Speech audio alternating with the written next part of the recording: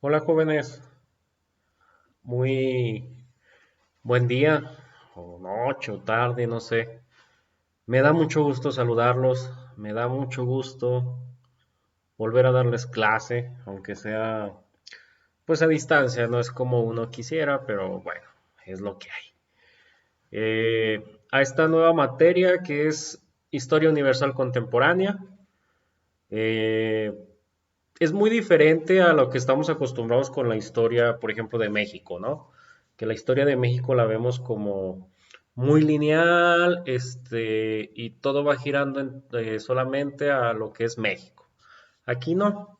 Aquí va a ser como una especie de Rosa de Guadalupe, donde cada clase será un capítulo diferente, con protagonistas diferentes, y que desde mi punto de vista la materia se debería de llamar Historia Política Latinoamericana del siglo XX, porque vamos a analizar todo el acontecer político de Latinoamérica, de algunos países de Latinoamérica, desde 1890 hasta nuestros días.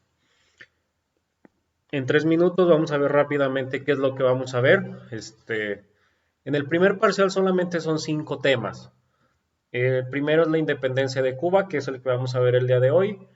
El segundo sería el de Costa Rica, cómo Estados Unidos lo protege o se convierte en su protector.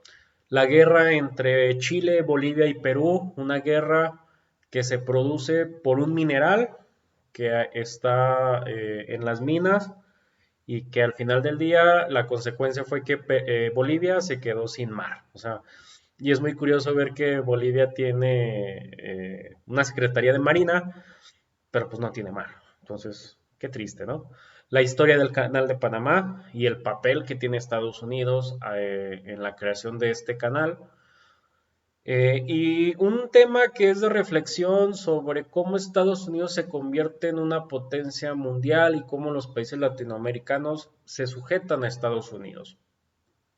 La naturaleza de esta materia, más que ver fechas, más que ver personajes, es de mucha reflexión, es de mucho análisis, porque vamos a ver cómo Estados Unidos mete la cuchara en todos lados, pero no lo hace por buena gente. O sea, Estados Unidos no le va a ayudar a los países pequeños por ser chido, sino que siempre lo va a hacer porque va a buscar conveniencias.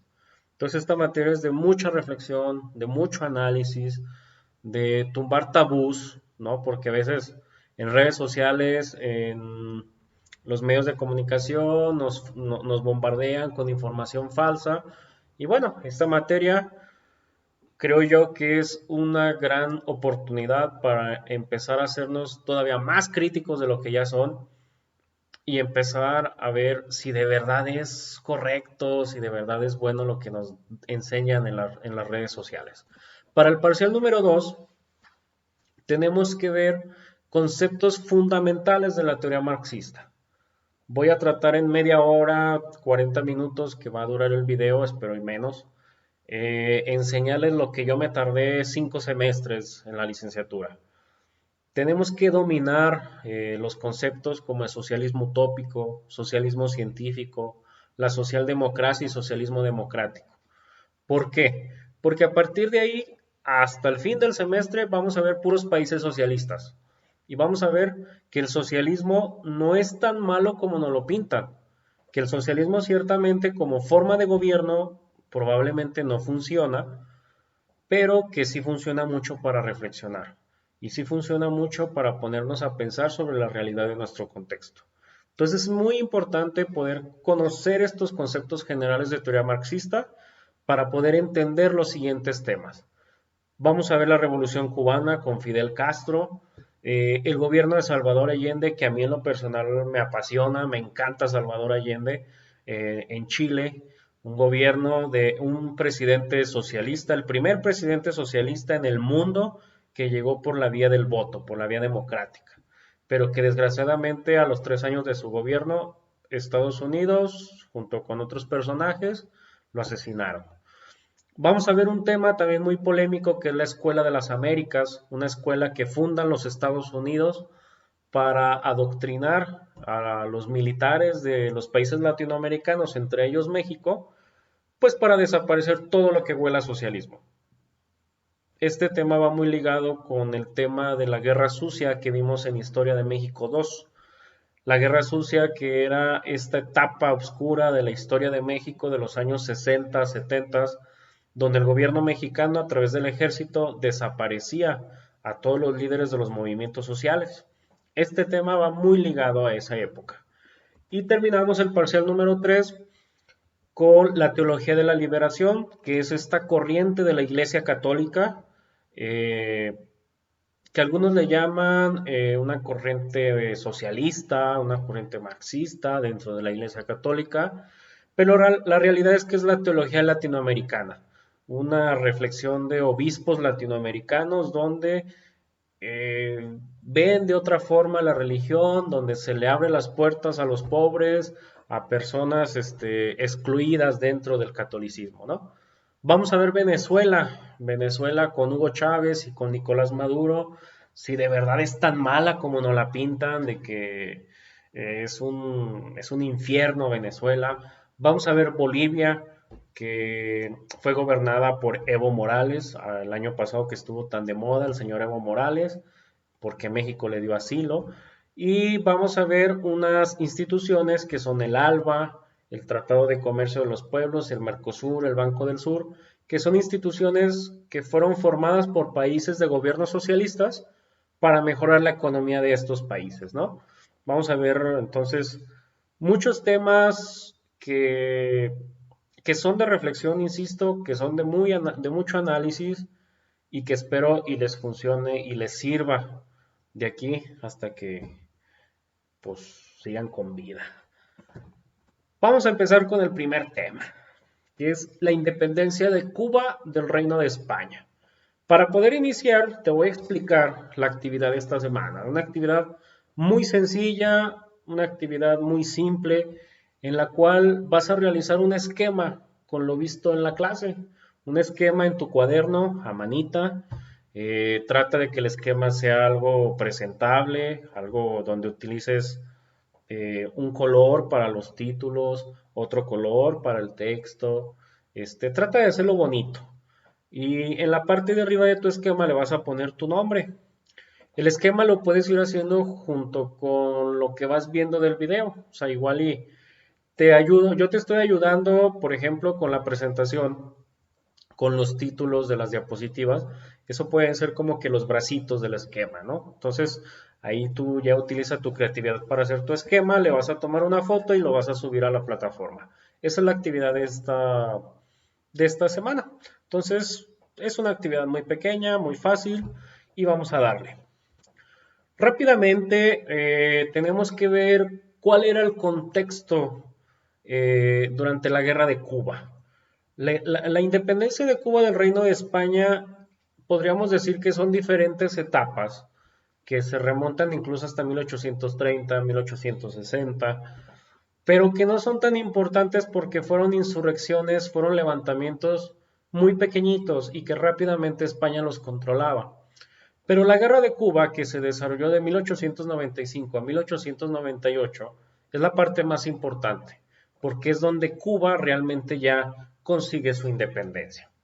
Para este entonces, recordemos cómo España era un país, un imperio colonizador muy fuerte, que llegó a dominar desde México hasta el sur del continente, Centroamérica, muchas islas del Caribe, y que poco a poco, al ver el ejemplo que México les dio cuando se consumó su independencia en 1821, pues los sudamericanos empezaron a independizarse, los centroamericanos también, algunas colonias del Caribe se empezaron a independizar, y para finales del siglo XIX, España solamente mantenía la colonia de Cuba, Puerto Rico, Filipinas, Guam, las Islas Marianas y creo que nada más. Eran entre 5 o 6 ya pequeñas colonias las que mantenía España, y las mantenía principalmente porque eran baluartes económicos. eran puntos estratégicos para los españoles. En el caso de Cuba, que es el tema que nos compete, Cuba tenía una gran producción agrícola, sobre todo en cuestión de caña de azúcar y de tabaco. Y también era un punto estratégico muy importante, ya que era la conexión, la última conexión de Europa hacia América. O sea, era el punto principal de conexión en el intercambio de productos. Entonces, este es el contexto general, ¿no? El contexto que había en el continente donde España ya había perdido la mayoría de sus colonias españolas, perdón, de sus colonias en América, y que bueno, solamente conservaba estas cinco, ¿no? Cuba, Puerto Rico, Filipinas, las Islas Marianas, Guam y ya. ¿Quiénes participan en la guerra de Cuba? Obviamente hay dos, ¿no? O sea, Cuba y España. Por parte de Cuba fueron las fuerzas independentistas, estos personajes que se pusieron a reflexionar y dijeron, pues queremos independizarnos, queremos levantarnos en armas, ya no queremos que España nos domine. Por el otro lado estaba obviamente España, el ejército real de España, y aquí es donde surge nuestro amiguito que va a estar en casi todos los temas que vamos a ver durante el semestre, Estados Unidos. Vamos a ver que Estados Unidos se porta muy amable con Cuba, le dice, carnal, yo te ayudo, no te preocupes, yo te ayudo para que te independices, pero me vas a hacer un favor, vamos a ver cuál va a ser ese favor. Entonces, estos son los tres participantes principales en la guerra de Cuba. Repito, España, Estados Unidos y las fuerzas independentistas de Cuba. Causas. Para las causas tenemos que remontarnos un poquito a lo que fue Historia de México 1, cuando veíamos precisamente las causas del inicio de la independencia de México, ¿no?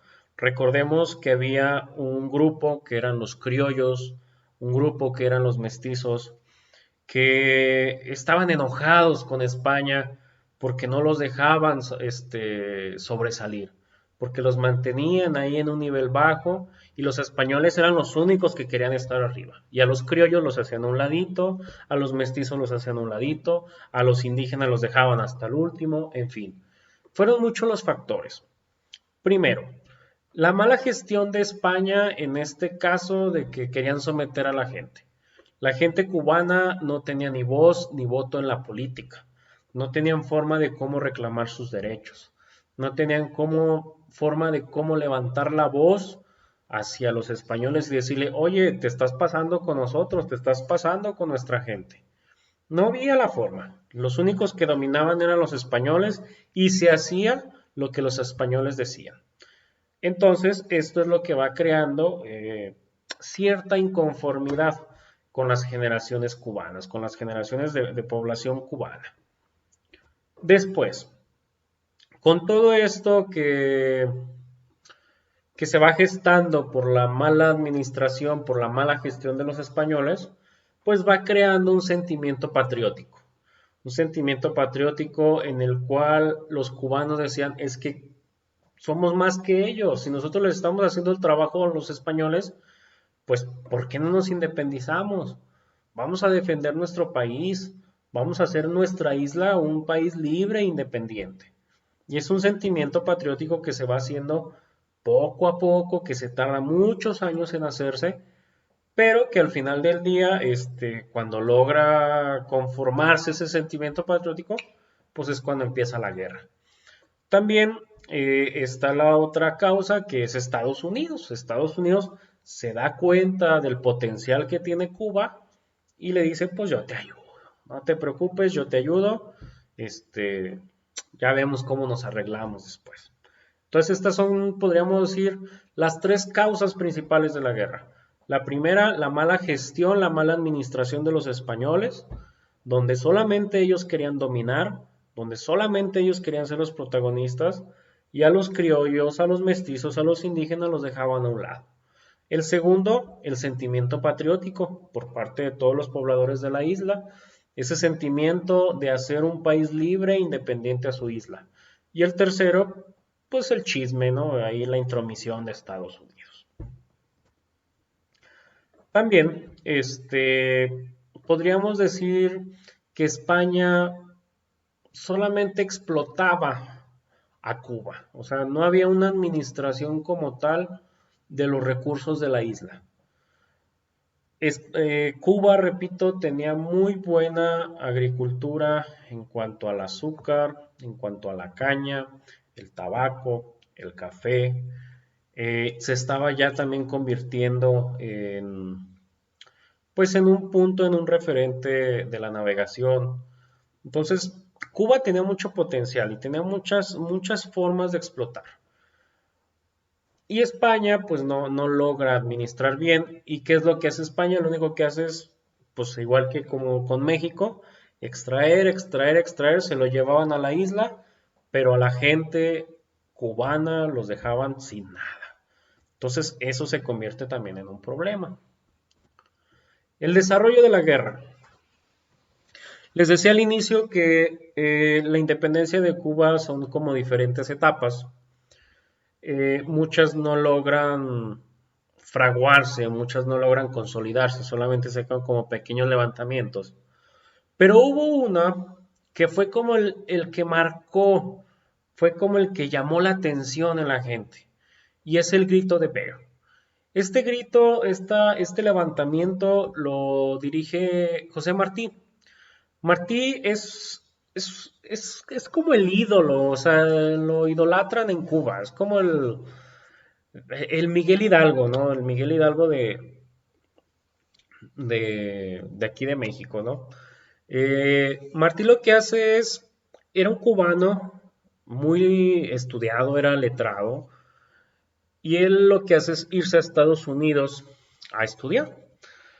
Él estudia allá, empieza a empaparse de todas estas ideas liberales que hay en Europa, que hay en Estados Unidos, empieza a ver que ya gran parte del continente se independizó de España y él le pide apoyo a Estados Unidos de, pues ayúdame en organizar, ayúdame en empapar a la gente de esta idea de independencia para pues poder independizarnos de España. Y es cuando a mediados del siglo XIX hacen este levantamiento, este grito, que fueron 35 poblaciones en el oriente de Cuba. No tiene mayor éxito, la verdad es que el levantamiento como tal, en materia de guerra, pues no tiene gran relevancia, pero en la cuestión ideológica, en la cuestión anímica de los cubanos, sí tiene mucha relevancia porque los cubanos por primera vez se dan cuenta de que España puede ser derrotada y es cuando empiezan a organizarse mejor, empiezan a compactarse mejor los cubanos. Ya para 1895 es donde inicia la guerra como tal.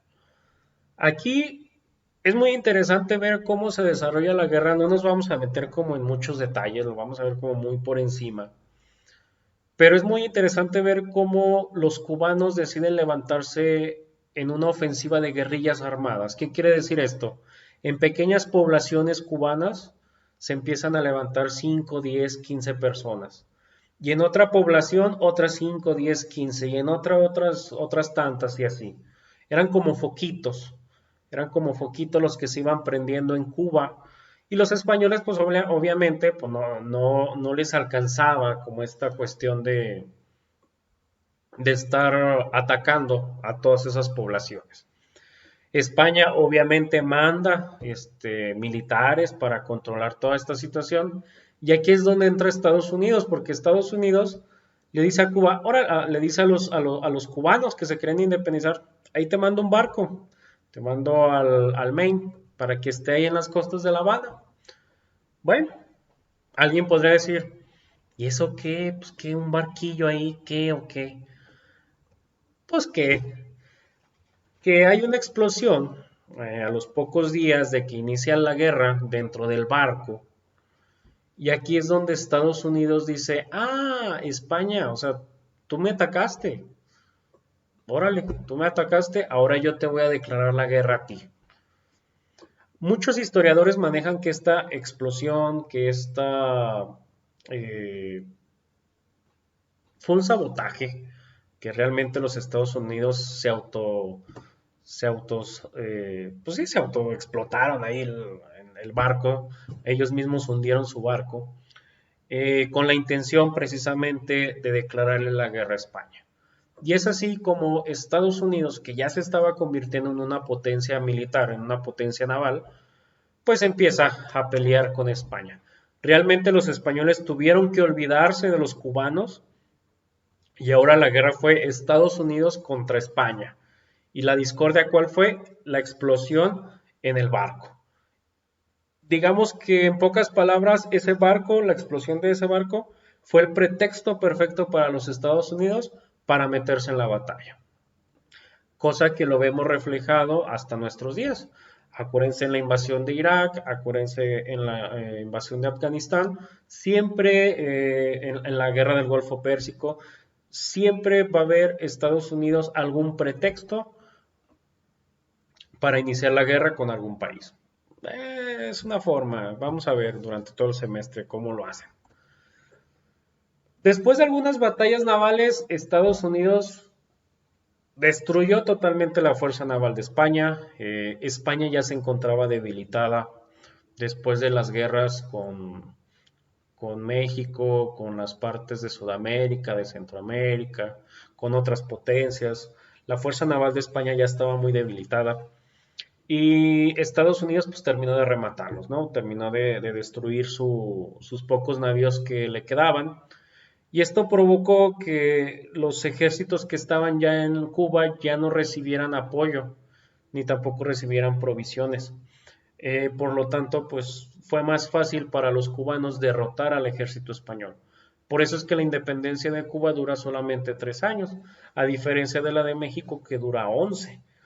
Entonces, sin duda alguna, la aparición de Estados Unidos fue clave para que los cubanos pudieran derrotar fácilmente a los españoles. ¿Cuáles fueron las consecuencias? Y esto es con lo que ya vamos a terminar el tema.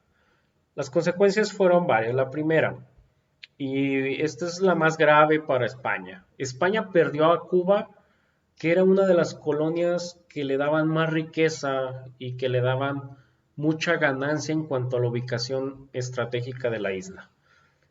Perdió totalmente todos los productos que recibía de Cuba, ¿no? Que era el azúcar, que era la caña, el tabaco.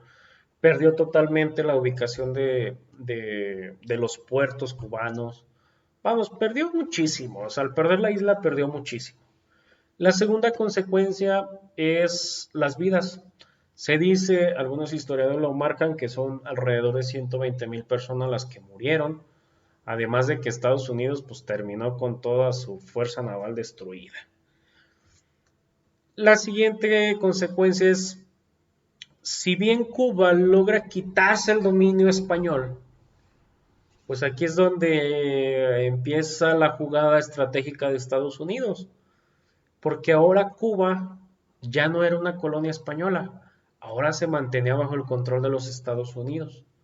Duró alrededor de 4 o 5 años bajo las órdenes de Estados Unidos, hasta que en 1902 Estados Unidos le da la autonomía a Cuba, te dice, ¿sabes qué? Te dejo que ya te manejes tú solo, ya hay democracia en tu país, pero con la condición de que me dejes establecer bases militares en tu territorio. Algo como lo que hizo en Irak, algo como lo que hizo en Afganistán a inicios del año 2001, 2004, en el 2008, que invaden países, los invaden 2, 3 años, instauran la supuesta democracia, un sistema político, instauran una institución para poder hacer elecciones y después se retiran de los países, pero con la condición de que los dejen establecer bases militares, con la condición de que los dejen explotar diversos recursos naturales. Así es como trabaja Estados Unidos. Entonces, estas son las primeras 3 consecuencias. La pérdida de Cuba como una colonia, pues sí, la pérdida de Cuba, que era una de las colonias más ricas de España, la pérdida de las vidas humanas y la independencia de Cuba en un primer momento deja de ser dominada por España, pero Estados Unidos alrededor de 3 4 años lo domina y después Estados Unidos ya le da su autonomía, pero con la condición de establecer bases militares dentro de su territorio. Otras consecuencias es España, como se quedó débil, se quedó muy marginado en cuanto a su flota naval. España tuvo que cederle a los Estados Unidos a través de la firma del Tratado de París en 1898. Le cede la isla de Filipinas, le cede Puerto Rico y le cede Guam. Filipinas ya es independiente. Puerto Rico todavía pertenece a los Estados Unidos, es uno de los estados de los Estados Unidos. Es un estado que sí tienen ese derecho para votar por un presidente para los Estados Unidos, tienen todos los derechos de ciudadanos americanos. Y Guam también ya es independiente, hasta la fecha ya se encuentra como independiente. Entonces, con la firma de este Tratado de París, España pues no solamente perdió Cuba, sino que también perdió Filipinas, perdió Puerto Rico y perdió Guam. Y otra vez, como ya no tenía flota naval, pues le vendió a Alemania los territorios de las Islas Marianas, de las Islas Carolinas y de Palaos, que son islas muy pequeñitas que están del lado de Oceanía. Pertenecen al continente de Oceanía y que son islas muy pequeñitas, pero que eran importantes por la cuestión estratégica de estar intercambiando productos. Entonces, básicamente España con esto desaparece del mapa mundial como una potencia, como un país dominador. Y aquí es donde Estados Unidos empieza a levantar y a levantar y a levantar. Entonces, pues ya acabamos. A grandes rasgos, esto es la guerra de Cuba, la forma en cómo se independizan los cubanos, cómo los cubanos logran la independencia con la ayuda de Estados Unidos y que Estados Unidos con todo gusto, con toda amabilidad les ayuda, pero con la condición de que le dejen poner bases militares en su isla. Veremos cómo 50 años después, con la aparición de Fidel Castro, que lo vamos a ver en el siguiente parcial, la Revolución Cubana, vamos a ver cómo esas bases militares se convierten en una manzana de la discordia, porque es donde vamos a ver la crisis de los misiles, donde Cuba, al romper relaciones con Estados Unidos, empieza relaciones con la Unión Soviética y en esas bases militares se ponen los ejércitos de la Unión Soviética y se ponen los misiles, los supuestos misiles, mirando hacia los Estados Unidos. Es interesante ahí la cuestión.